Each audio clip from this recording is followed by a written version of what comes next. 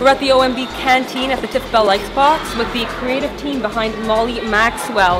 The film has its Canadian premiere right here at the TIFF Bell Lightbox. This is Sara St, Onge, writer, director, and Mark Vander Ven, the producer of the flick. Hello.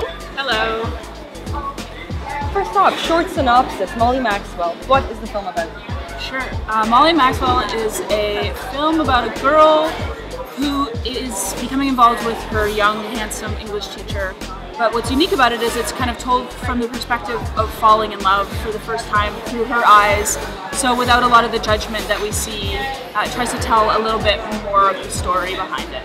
Why did you want to tell this story focusing on a young teenager? It was important to me in conversations that I was having with a lot of female friends and just seeing a lot of stuff in the media. But the people that I was talking to were having these experiences the same as the film, and they were talking about it in a sort of comical way or like almost a trophy way. It wasn't this giant trauma that had happened to them. It was something that was a rite of passage, and I found that very interesting. The film is a couple of years in the making. I wanted to ask you, Mark, what attracted you to the script and to working with Sara? Because there's a pretty tight-knit relationship between a director and producer. Hate each other. Sara and I met actually at TIFF in 2008. We both had directed shorts that were at the festival, and I read her afterwards. We became friends, and she gave me the script for Molly, and it was this incredibly raw script at that time. It was her very, very first draft. It was terrible. It wasn't terrible. That's not true, because the thing is that I read a lot of scripts. It's what I do. I'm a story editor, script analyst. I read scripts constantly. And what was really unique about this one, it was raw. The pieces weren't all there yet, but it had this voice, this very specific voice that you just don't see in a lot of work. And that's what I was attracted to from the beginning. There's the tone, the voice, the feeling that was so unique and specific. And that's what we worked with from the beginning, and we fought for right to the end, and sort of brought the script along and always preserved that piece. You have two young rising stars in this film. How important is casting? Because it feels like you can either sink or swim depending on who you cast in the movie, especially when you're just starting out.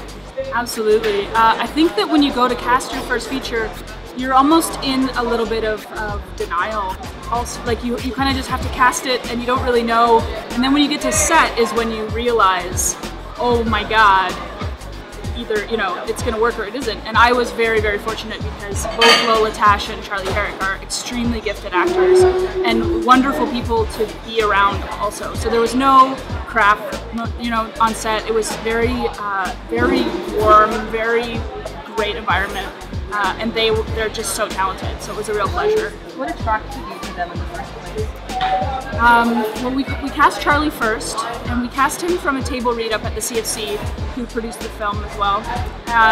And he read for the part of Ben, and we hadn't really ever imagined someone, frankly, that handsome in the role, and very but he had this amazing quality, and he brought a real vulnerability to the role.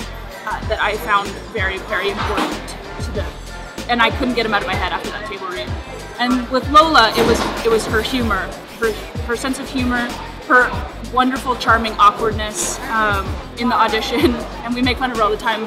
But it was just she was the first person that embodied Molly for us, and then she was the only one really that was a contender after that.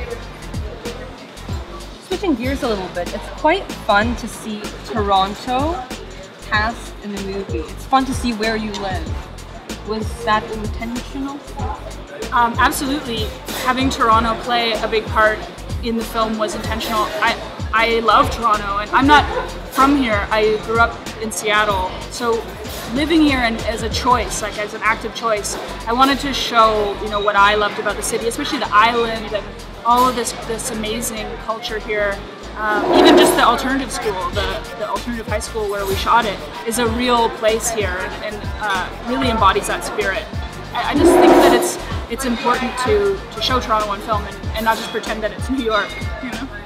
The film has its Canadian premiere here at the TIFF Bell Lightbox. Can you tell me a little bit more about where this film has been and where it's going and what it means to have this stamp of approval. Do you want to answer this one? Sure. So it had its world premiere in Palm Springs at the Palm Springs Festival in January, and this will be its second screening. And then from here, it's going to San Jose to Cinequest, and then it's going to New York City to the Museum of Modern Art in March and playing there, which we're super excited about. And then it's going across the ocean to Sweden. So that's the sort of festival plan that we know of now. And then in April, we'll have a theatrical release here in Toronto. And then if all goes well, spread from there. All will go well. Well, thank you both very much. Wishing you lots of success with Molly Maxwell. Thanks.